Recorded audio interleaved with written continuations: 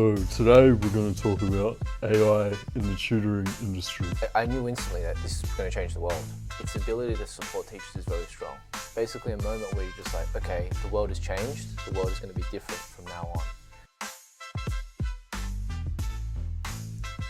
Welcome to the Business of Teaching podcast. If you're new here, this is the podcast where we discuss what it's like to run a teaching business in today's world. Now, before we start, as usual, Riley, do you want to give us an update in terms of what went on this particular week?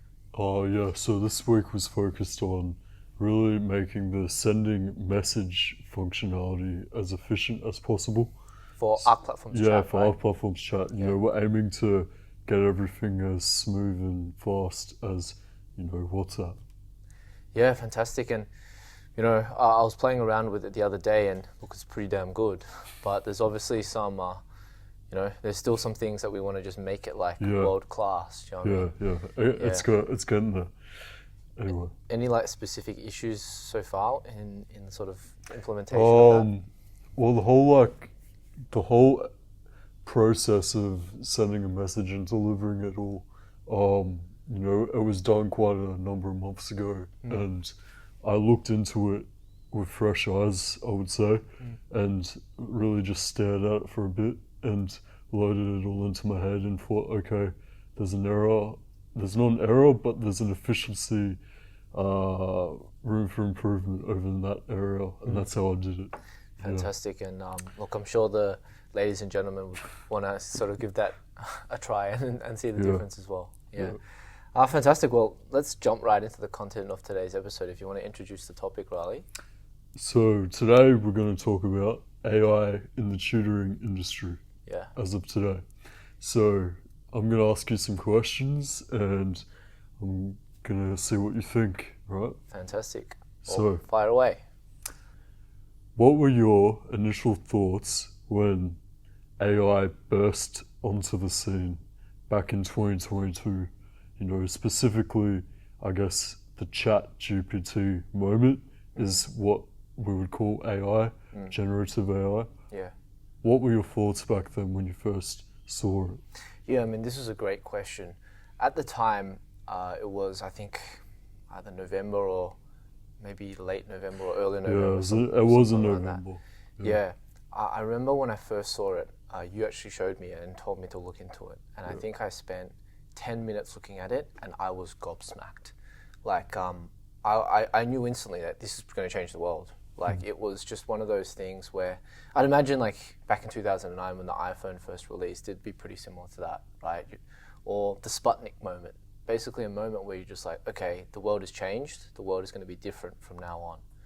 And I think, I spent the entire day, right? And the entire weekend after that, literally just playing around with all the different prompts, playing around with every single idea that I had, like writing essays, writing resumes, writing letters, everything. And the fact that it could do that and also translate it into another language, I can speak a language other than English. So being able to see how good that translation was and the fact that the AI passes the Turing test with flying colors. I mean, it's not even a consideration, right? It doesn't feel at all like it's a computer if you didn't know what AI was, right? And that was just incredible, especially for me. I remember reading a lot of fiction stories when I was a kid, and I distinctly remember this one story about this individual. He time travels back to ancient Rome, and then, the author obviously realized there was some sort of plot hole because he can't speak Latin. So then this character puts in an earpiece into his ear, and that allows him to understand Latin and also speak it. At the time, I thought that was impossible, and that was not possible to ever happen. But after this generative AI revolution that happened in November 2022, I realized that is entirely possible. We have all the technology, the speaker, the ability to translate the language, and then put it back into your ear and then say it. The fact that this thing, when I was growing up, not even that long ago, right? Maybe a couple decades ago max, right? Is something that, I could see within my lifetime and not even when I'm really old, when I'm quite young. I honestly sort of, that sort of made me somewhat optimistic even, to be honest. Like, how many other things, could we just solve, right? I guess this is a bit more philosophical, but ultimately, like, does that mean things like time travel is possible in the future, right? Like, that's almost, it's not to that level, but it's pretty similar to that level in terms of like a impossibility when I was a kid thinking about that, right? Yeah, it's just showing something that, you deem as magic is real. Literally magic. It's something that you just read about in a book and it gets hand waved away as magic is real.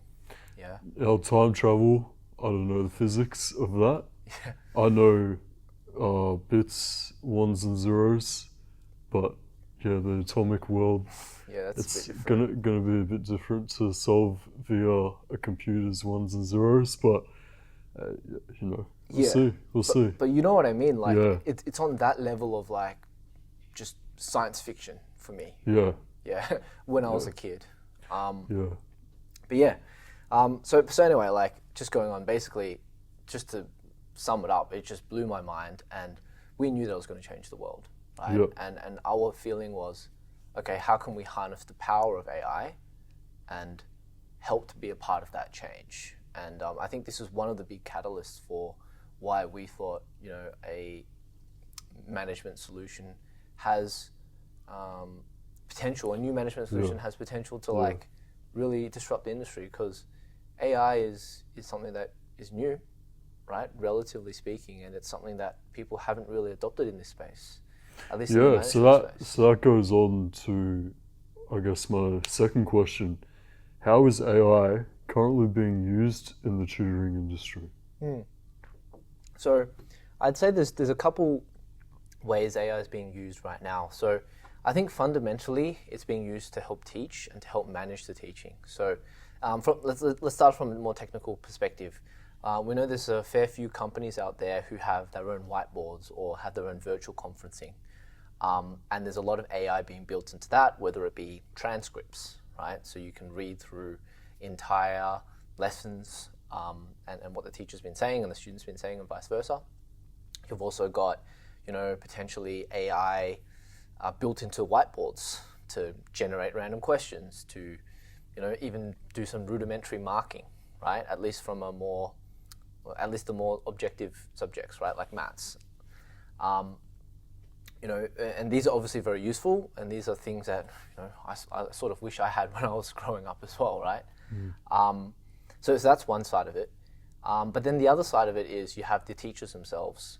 So I remember actually a few months after 2022, in the start of 2023, I remember being in a restaurant, and I remember sitting in that restaurant eating my food, and right next to us was a table of two, fairly middle-aged teachers, sort of not in the tech space, not you or me. They were just people who were just generally teachers and seemed like they'd been teachers their entire careers. And they were talking enthusiastically about this new ChatGPT, right? And I remember just listening to them talk about how they use it for their reports, how they use it to like generate some custom sort of plans for certain students. And I remember thinking like, wow, like this thing is really, this is real. Like this isn't just some theoretical thing that we've been playing around on our computers. This is some real life stuff being implemented by real people who aren't even necessarily that technologically advanced, right? It just shows that there's real life applications for this technology. And yeah, it's just seeing how the teachers themselves sort of manipulate the AI to do all this sort of smaller tasks that they require on a day-to-day basis. That's also another part of where AI is being used right now. Now, I guess from our side, in terms of the management of companies or tutoring companies, AI is still relatively untapped, in terms of like managing when sessions are, or using the smart technology of artificial intelligence to figure out problems before they happen, or to solve problems before they happen. This is still something that is quite untapped, as I said before, in the tutoring space, and it is something that we're sort of looking to solve, and I'll talk a bit more about that later. Right, Thank you for that. So next question, can AI really replace traditional teaching or tutoring? Or is it just a support tool? Yeah. I mean, I still think it's very, very early. AI is still in the early days. I mean, I don't think AI can do any teaching right now at this current stage. But what I will say is its ability to support teachers is very strong, right? As mentioned before, you can have those transcripts of lessons, so you can overview lessons, you can get feedback on lessons, right? You can create resources with the click of your finger. Right? Obviously, as a teacher, you'll need to make sure the end product is legitimate, but instead of creating new resources from the top of your head, right, you're editing resources that a computer has made, which is a lot easier. It saves you like 80% of the time it takes to make the resources, right? And every single time, you can just tell an AI to just regenerate new numbers, right? Or have if you have a maths worksheet, for instance, right? It's quite standard in that perspective.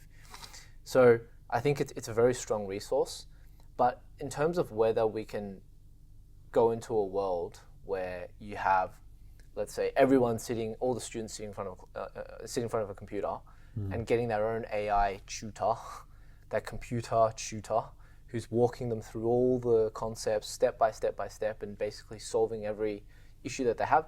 I mean, I'm not 100% sold on that particular story, but yeah, we have talked to people who genuinely think that the age of the school, as we know it, is over, right? Right. And it is. Claim. Yeah, I mean, it's a very interesting concept because, basically since antiquity, you always have a teacher in the front of the class, and then you have the students who are learning from one teacher, right? So you always have a one-to-many relationship when it comes to teachers and students. And, there's never in society been a situation where you have one-to-one sort of support for every single student in a school. Every student has that. Right. Yeah. But with the advent of AI, you could feasibly, let's say if the teacher was good enough, let's assume, right, the AI teacher, you could have every single student have a personal teacher, personal tutor, whatever you want to call it, that they can ask upon at any point in time. Like, maybe this is the future, right? Yeah, I mean, there is like a lot of that available to any student that wants to just sit there with ChatGPT or whatever open and do their homework with them and whatnot. There is somewhat like this question was about replacing the teacher. Now replacing the teacher fully, like that student never has a teacher. Their whole year 1 to year 12 is fully done with ChatGPT. I think that's a question to say, yeah, probably not. Is there never going to be a human teacher in that? But we'll see. But to be honest, right? Yeah. If you think about it, a teacher in a classroom, they're just a source of information, right? And there's nothing physical that you need to do between teachers and students, right? It's not like they're throwing a ball back and forth. For sure. Right? They're just talking to the students or teaching the students through some sort of verbal communication. The fact that the teachers are there or if they're a hologram is not really that different, is it?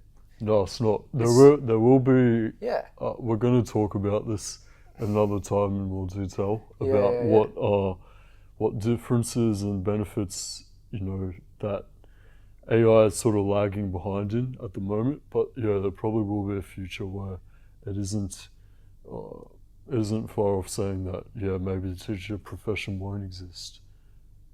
But that's a while away. There's quite a few steps that the AI would have to catch up on to get to that. Of course, I mean we're talking very theoretical, but it is. But it is still a world I foresee where you might have a teacher, right? And then that teacher is just an AI, and instead of in chatbot form, it's in a hologram, and that hologram's talking. It has a personality. Of course. Because look, teachers. We don't live in the 1960s. Teachers aren't out there hitting kids if they, do something bad, right? There's no need for that physical presence. No. At all. No. Yeah. And look, maybe at the end of the day, like if you can assure that that the AI is good enough, right? Sure. You can give a base level of educational support that you otherwise can't do with normal teachers, right? Because in a normal school, you're going to have teachers who are lazy, irresponsible, right? Yeah. You're going to have, all sorts of people who might not even be that good, right? If we can guarantee a level of, a level that's above the average teacher, right, when it comes to education, who's to say that we're not going to have teachers at all in the future, right? Yeah, for sure. Well, we're going to move on to the next question. So, currently, how can tutoring companies use AI to streamline their operations? Yeah, so when it comes to AI right now, to streamline operations, I think there's a lot of things that tutoring organizations can do, right? And one of them, I guess, from our side is when it comes to communication, right? Because we've built in artificial intelligence into our platforms so that when it comes to communication, you can get warnings and alerts and notifications of good messages or bad messages, of messages where there might be child safety elements involved. Like it means that we can sort of get a better and clearer picture of what's going on in terms of the communication side of the business without spending hours and hours and hours combing through every single message and figuring out all the intonations and what everything means, right? Because AI is really smart. AI is able to catch sarcasm. It's able to catch misspellings. It's able to catch, all these different ways that, you would get around a traditional filter, maybe let's say 5-10 years ago, right? That's one side of things. And like I said before, there's an untapped sort of market when it comes to AI, I believe, because, let's say you built a management solution that was vertically integrated, right? It had a CRM, it had a messaging solution, it had the lessons, it had invoicing, it had payouts of the tutors, right? And also tutor messaging as well, right? Then what you could do is when you get a message or an inquiry from either a tutor or a student, right? Your system or somewhere within your system, there's going to be the information to find out what that problem is. And now let me explain this in more sort of human terms. Right now, when a tutoring business or an education business gets an inquiry or gets some sort of question or ticket from a parent or a student or a tutor, they have to then go and dig inside that management solution to figure out, okay, an invoice was paid, but the parent is asking why the invoice hasn't been paid yet, for instance. So then you have to go to where the invoice is, figure out, was it paid, who was it paid by, when was it paid, what date was it being paid on, all these other bits and pieces of information, and then relay that back to the parent, right? And then the parent will then answer, and then you'll need to find a way to respond or provide evidence of what was paid at what time, and all of these pieces of information. That's a whole half hour potentially of work. Exactly. Communication, right? It could be half hour, it could be 15 minutes, right? To find out that piece of information and then to relay that back on. Whereas if your solution is broad enough, or if it's vertically integrated enough, somewhere within the platform that answer already exists. You just need to have some sort of AI or intelligence to then pull that information out and then send that over back to the parent. So I think with enough training and with enough sort of emphasis on this particular concept, right, we could genuinely provide a product that can answer, I'm talking up to 80% of all the inquiries that are coming into your tutoring business without even having admin staff in the back, because all the answers are just hidden within the platform. Yeah. Right? It's not just customer support and I guess that sort of thing where that would be a customer support issue. It would be most, I guess, functions that pop up, as your business goes as a teaching business or a tutoring business would. You don't always have the lesson complete. Sometimes there's cancellation, sometimes there's an absence, And these things, you have a particular list of those sometimes to deal with every week. And if all those are just dealt with by a system that knows exactly how you as a company deal with cancellations, with absences, and you don't have to lift a finger, that would be a good system as well. That these like operation items that usually fill up your list of work to do, alongside your customer support messaging and whatever, if all that is just handled, every teaching business, tutoring is going to be in a solid place to really focus on a lot better things, in their business to grow and to make the better service, but also as a company, the better business outcome. Yeah, exactly. And at the end of the day, most of the admin work is not, look, you're not doing theoretical physics here, right?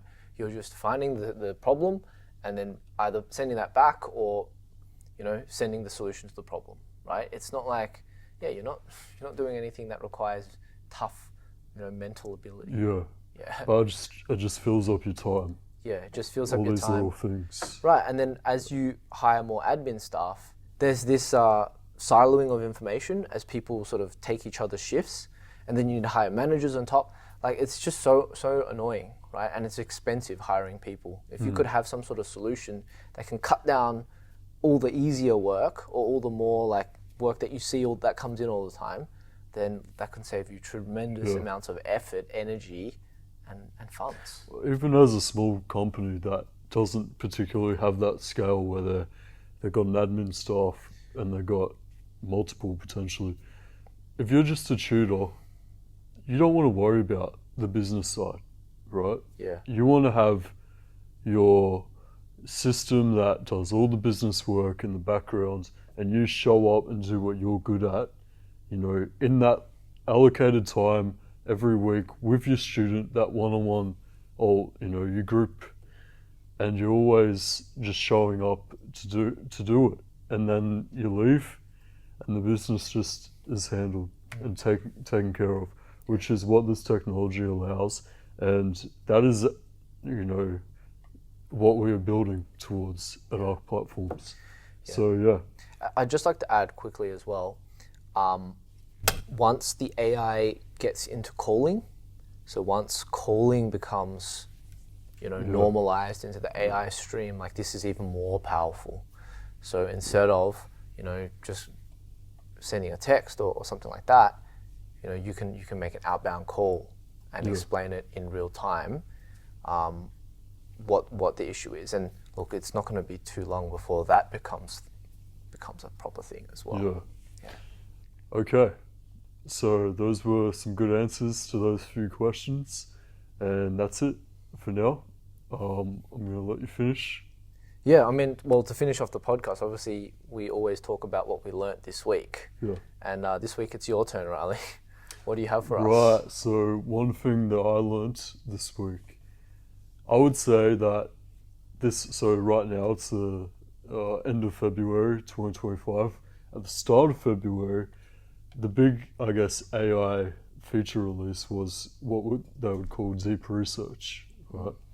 OpenAI released it. It was released for a limited number of their users that had to, I think, pay $200 a month.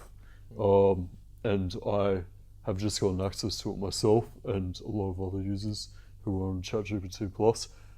A lot of other AI companies have since feature copied and brought out their own deep research, but it's very good at what it does in terms of replacing the big task that you used to have of, I want to find out about something in a big way, like I want to generate a report on something. It isn't just an answer that is a quick Google search, right?